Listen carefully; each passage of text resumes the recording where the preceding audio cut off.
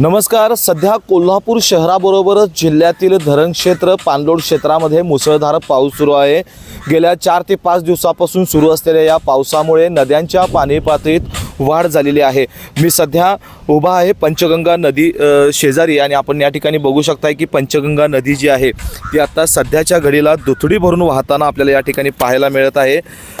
गेल्या 4 दिवसांमध्ये मोठ्या प्रमाणात धरण क्षेत्रामध्ये पाऊस झाला आणि या पावसामुळे राधानगरी धरण जे आहे ते धरण 100% भरलेलं आहे आणि 100% भरल्यानंतर सध्या राधानगरी धरणाचे जवळपास 4 स्वयंचलित दरवाजे हे उघडलेले आहेत।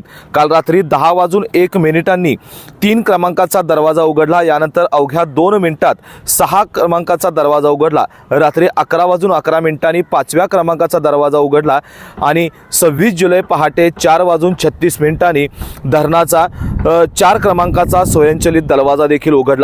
त्यामुळे या एकूण 4 स्वयंचलित दरवाजातून सध्या भोगावती नदीपात्रामध्ये विसर्ग सुरू आहे। दरम्यान जिल्ह्यात सुरू असलेल्या पावसामुळे नद्यांच्या पाणी पातळीत गेल्या 2 दिवसात झपाट्याने वाढ झालेली आहे।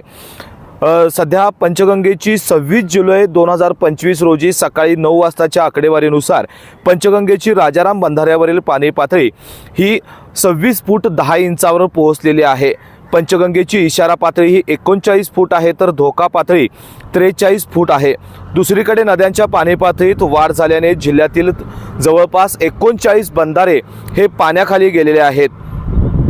त्यामुळे वाहतुकीवर याचा परिणाम झाला असून पर्यायी मार्गाने सध्या वाहतूक सुरू आहे।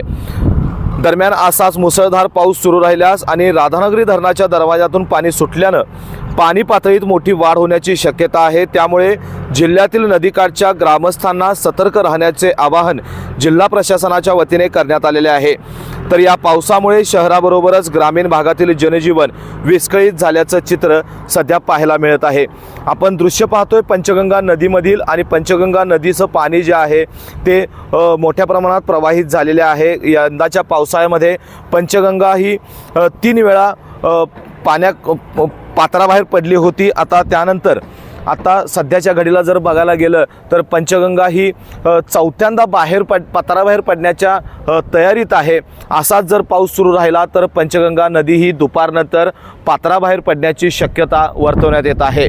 व्हिडिओ जर्नलिस्ट सचिन वरेकर सह मी सद्दाम अली, KK न्यूज कोल्हापूर।